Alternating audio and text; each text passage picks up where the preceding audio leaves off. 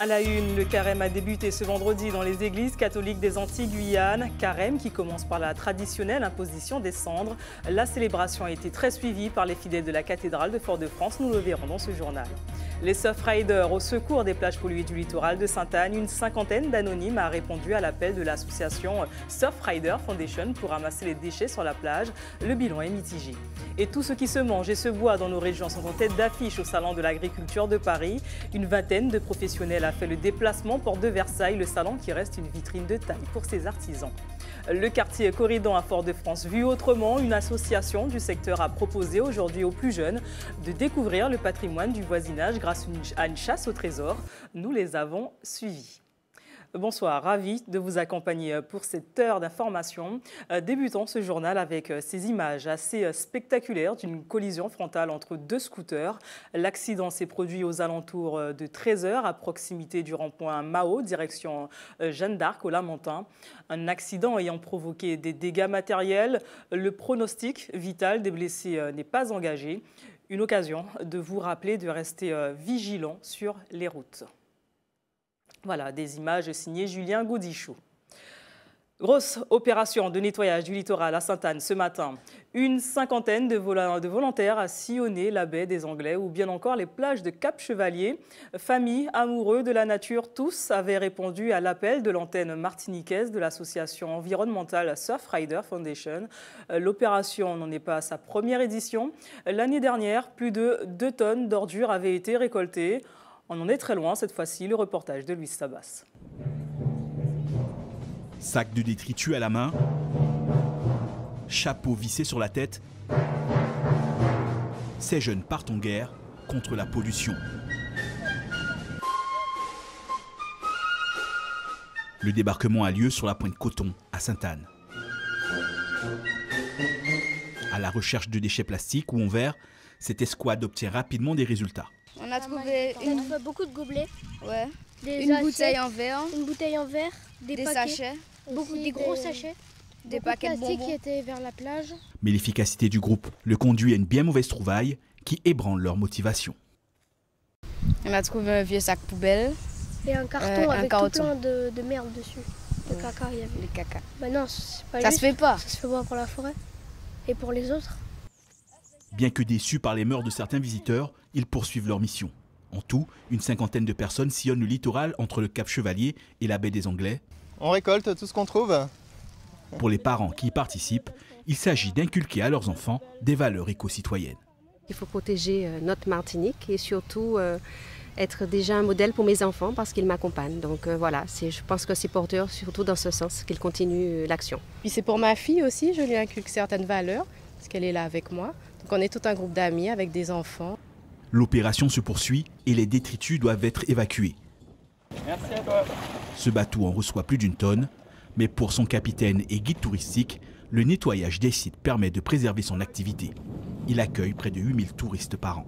Moi, je travaille sur le site et puis ce site, c'est un site qui est vraiment fréquenté par les Martiniquais et beaucoup de touristes puisqu'il y a une randonnée pédestre qui redescend la trace du Cap. Et ce qui fait, chaque année, on essaye de faire un maximum de nettoyage. Il s'agit de la 2e opération de ramassage dans la zone. Elle a un air d'état des lieux. Cette année-là, on voit que quand même l'action de l'année dernière a porté ses fruits parce que la quantité de déchets a diminué. Ça fait 1h30 qu'on a commencé à ramasser. On commence à avoir un environnement vraiment propre, agréable à regarder et non pollué.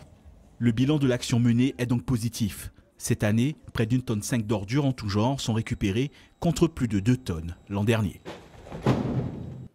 Voilà, en n'attendant pas ces initiatives pour faire les bons gestes.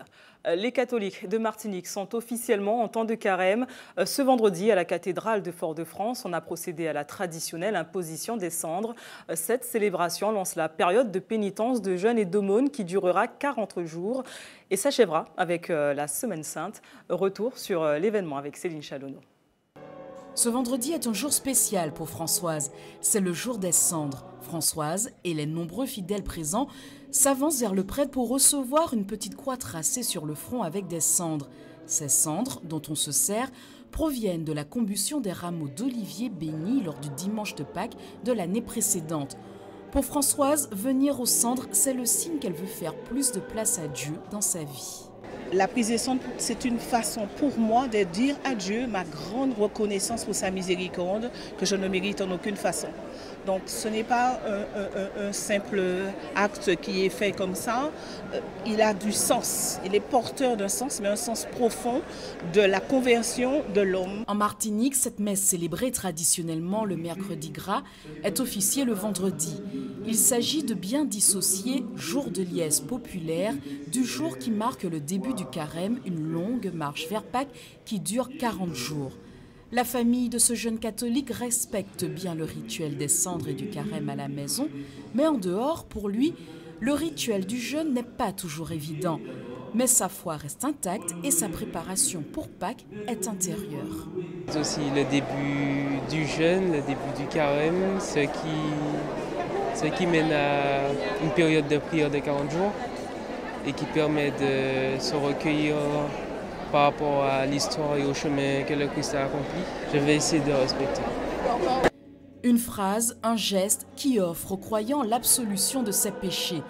En effet, le rite de l'imposition des cendres sur la tête des pénitents reste encore aujourd'hui un geste d'une grande portée symbolique.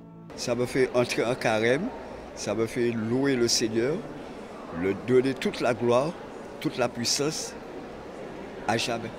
Les cendres sont étroitement associées à l'idée de pénitence. Monseigneur Méranville a prêché pour une conduite meilleure de chacun et la remise en question de soi vis-à-vis des autres.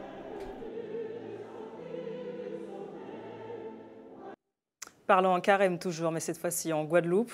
Durant la période, les pratiquants, les fervents pratiquants changent aussi le rapport qu'ils ont avec la nourriture. Fini les viandes, en carême, certains optent pour le poisson. Mais voilà, les professionnels de la pêche souffrent d'année en année de l'absence de clients. Faut-il y voir un changement d'habitude dans les pratiques? Le point avec Linda Kayarsi. Le poisson, mais phare du carême. Pourtant, pour ces professionnels de la mer, la vente du poisson n'est pas une activité facile, surtout en cette période de l'année. Le poisson de déportation a pris le pas. Économiquement, la situation est difficile pour les gens. Donc même en carême, les professionnels souffrent de cette absence de clientèle. Donc c'est pas par rapport à la foi des gens. Les gens font toujours le carême. C'est juste le poisson frais qui aujourd'hui est devenu un poisson très difficile à vendre. Des marins-pêcheurs qui peuvent encore compter sur les clients fidèles, mais aussi sur les restaurateurs pour écouler leur stock. Des restaurateurs qui cuisinent le poisson toute l'année. Ici, pas de menu spécial pour le carême. L'important est de répondre à la demande et de satisfaire les clients. Vous savez, il y a des gens qui suivent le carême, il y a d'autres qui ne suivent pas. Alors on fera pour les deux, du poisson et de la viande, puisque c'est ce qu'on fait tous les jours, avec du poisson, de la morue, de la viande et des légumes et tout ce qu'il y a. Outre le fait de manger du poisson, le carême reste avant tout un temps propice à la prière et au recueillement. Restons en Guadeloupe, où les gérants de stations-service menacent une nouvelle fois de fermer les pompes. La profession dit rencontrer des difficultés avec l'application du décret Lurel. Depuis plusieurs semaines, ils réclament le rétablissement des accords interprofessionnels pétroliers ainsi que la revalorisation de leurs marges. On écoute à ce propos le président du syndicat des gérants de stations-service ainsi que la maire de Basse-Terre, ancienne ministre des Outre-mer. Ce qu'on demande aujourd'hui, c'est que le décret Lurel, qui n'est pas un bon décret, hein, il faut le dire, qu'il soit entièrement appliqué. Et aujourd'hui, ce n'est pas le cas pour les AIP et ce n'est pas le cas non plus pour la demande de revalorisation de marge. Donc, ce qu'on demande à l'État, c'est d'appliquer les textes qu'ils ont eux-mêmes pondus. Et ce qu'on dénonce, ou ce que dénoncent les gérants, c'est que nous sommes en face d'une volonté politique basée sur de la revanche, basée sur de la méchanceté, basée sur du mépris, de la calomnie, et ce n'est pas acceptable. Nous, ce qu'on veut, c'est que le droit soit tout simplement appliqué. Les textes qui sont clairs. Nous avons vu plusieurs dizaines de juristes, nous avons vu plusieurs dizaines d'avocats.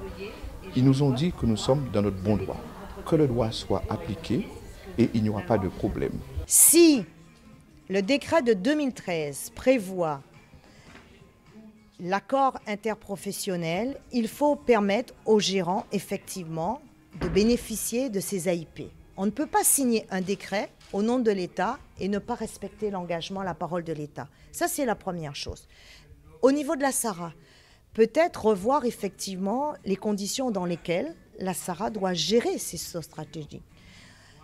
il faut peut-être se poser la question de savoir s'ils sont en capacité de le faire toujours par rapport au seuil de rentabilité qui doit être celle d'une société. Donc il faut revenir devant cette table de négociation.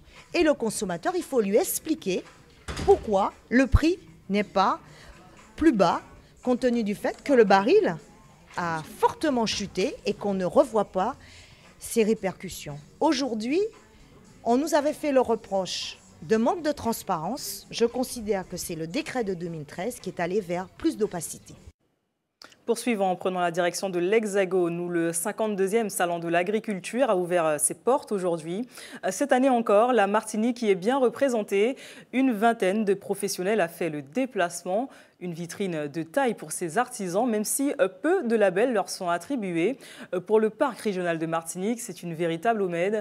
Le miel est le produit phare de cette nouvelle édition. À la porte de Versailles, nos correspondants Éric Dupuis et Thomas Delorme.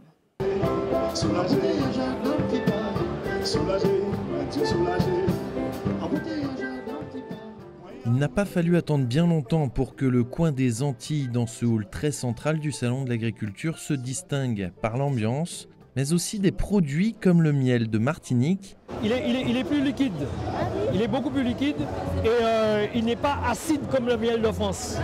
Oui.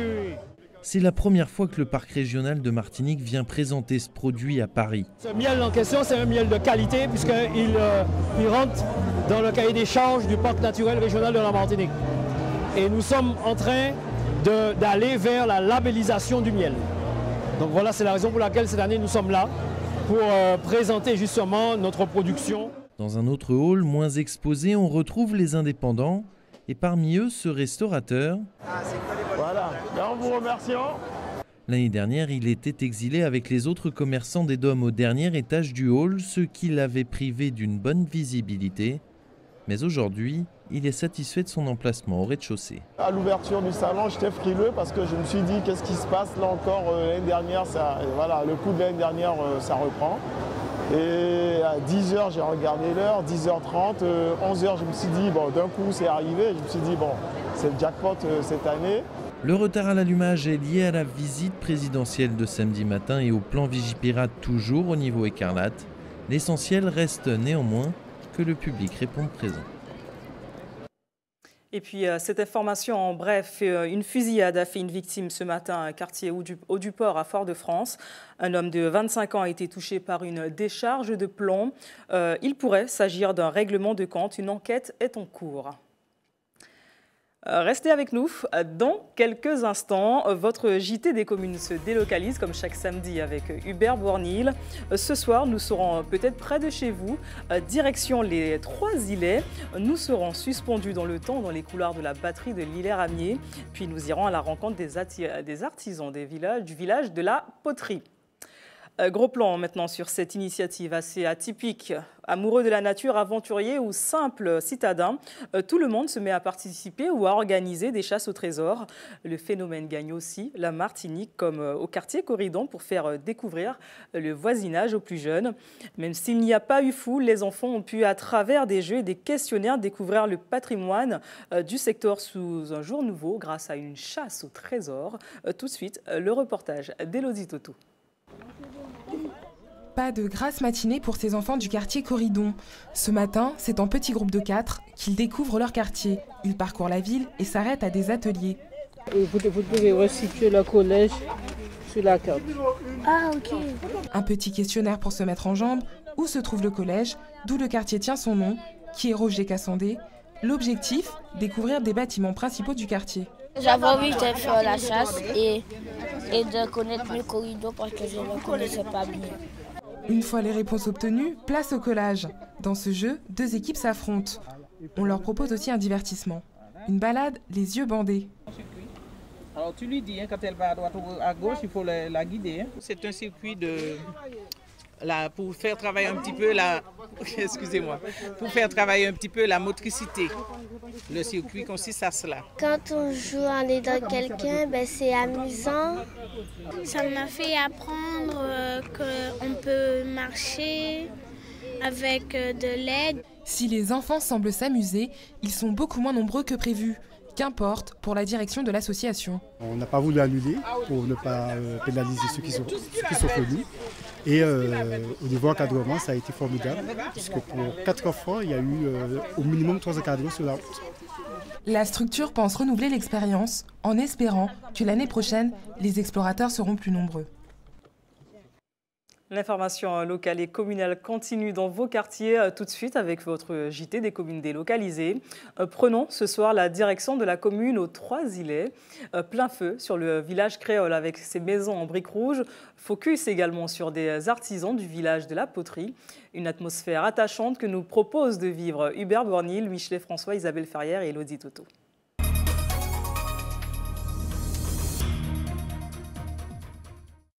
Une histoire des hommes et des femmes, c'est le tempo du JT des communes. Cette semaine, nous marquons l'arrêt aux Trois-Îlets. Charles, Sixtin, Téblou, ces 3 îlots derrière moi ont donné le nom à la commune. Avec près de 7500 habitants, les Trois-Îlets, dont ces habitants s'appellent des Iléens, on peut dire que la commune a connu un certain déclin de l'activité agricole. Aujourd'hui, le secteur marchand est certainement le plus florissant avec la plupart des entreprises dont l'activité est liée au tourisme. Les Trois-Îlets sont assez bien connus à l'étranger par l'histoire de l'impératrice Joséphine. Trois-Îlets figure dans le trio des communes les plus visitées de la Martinique. C'est parti pour quelques minutes de plaisir entre patrimoine historique et architectural.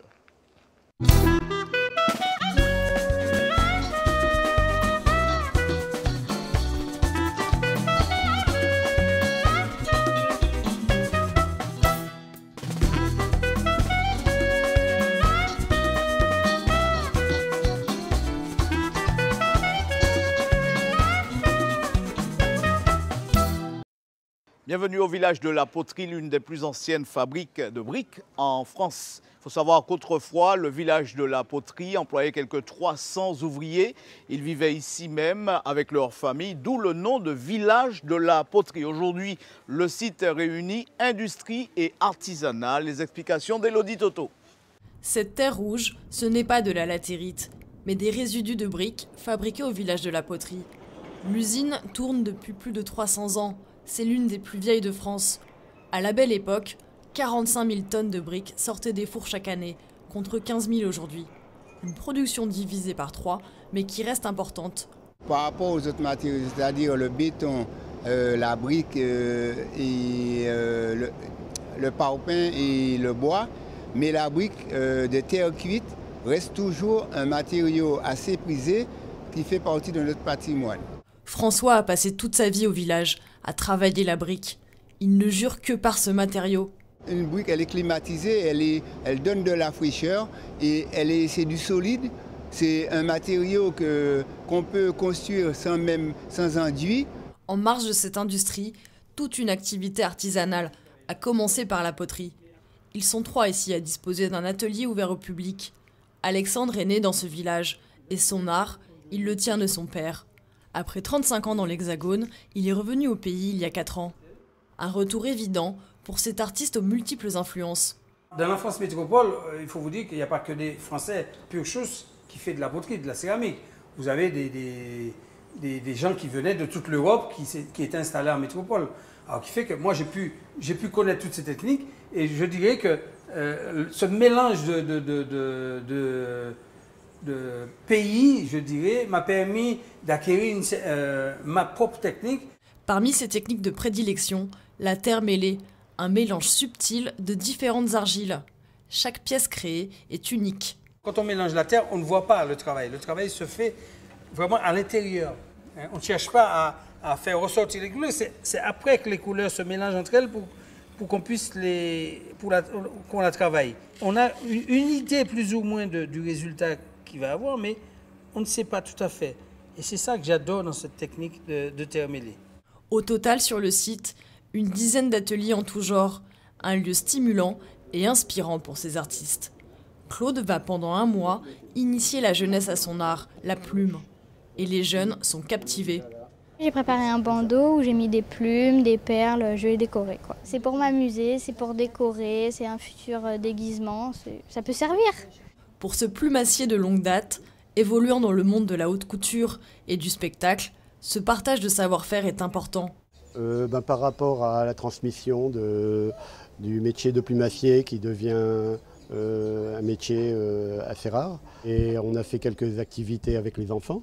Et je sens qu'il y a un vif intérêt par rapport à l'idée plume au niveau du loisir créatif déjà.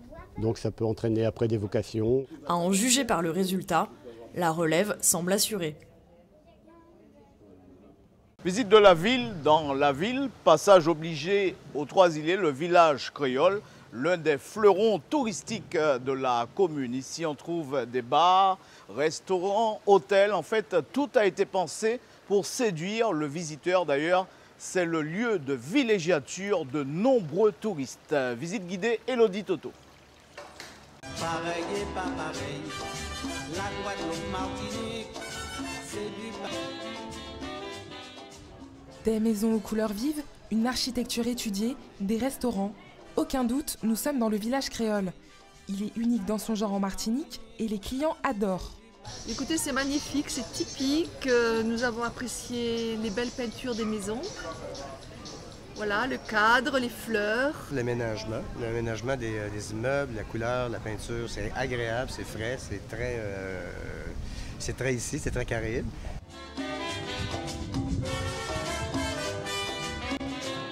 Le complexe, en forme de triangle, comprend des appartements, mais aussi 7 restaurants. À la carte, des plats de différents pays.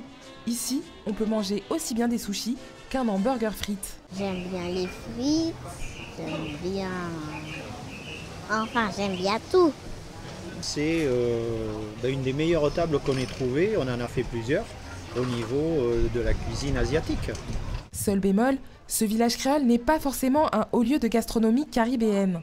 C'est dommage pour les touristes qu'il n'y ait pas un restaurant typiquement créole. Qu'on puisse manger du poulet coco, du colombo. Ce village a été créé en 1999 pour attirer des touristes qui se faisaient de plus en plus rares à la Pointe du Bout. Il faut savoir que c'était au plein milieu, au cœur d'une communauté qui existait. Donc il y avait des restaurants existants, des boutiques existantes, des hôtels à côté, des logements. Donc au plein milieu de tout ça, on faisait un projet privé. C'est pas évident que les gens facilitent les choses. Donc ça a aussi créé certaines difficultés. C'est un ensemble qui permet aujourd'hui de créer un cœur de la Pointe du Bout, ce qui n'existait pas avant, et aux gens, aux touristes, de rencontrer des Martiniquais, de prendre un verre, de séjourner, de faire du shopping, tout en restant sur le site de la Pointe du Bout. Les touristes affluent, mais aussi les Martiniquais qui voient dans le village créole un haut lieu de détente et de consommation. Nous avons 70% de notre clientèle quand même basée sur la clientèle locale, que nous fidélisons, et qui, ma foi, que nous comptons sur laquelle le reste, c'est du tourisme, le passant. Et parce qu'il faut dire que dans le choix des vêtements est important. Vous avez des vêtements qui sont portés par les Antillaises et d'autres coloris sont portés par d'autres clientes qui sont peut-être d'origine, qui sont de pays où le foie sévit, où le climat ne le permet pas. En tout, ce village concentre 22 boutiques et autant d'appartements. Aujourd'hui, la Pointe du Bout est le lieu le plus touristique de la Martinique.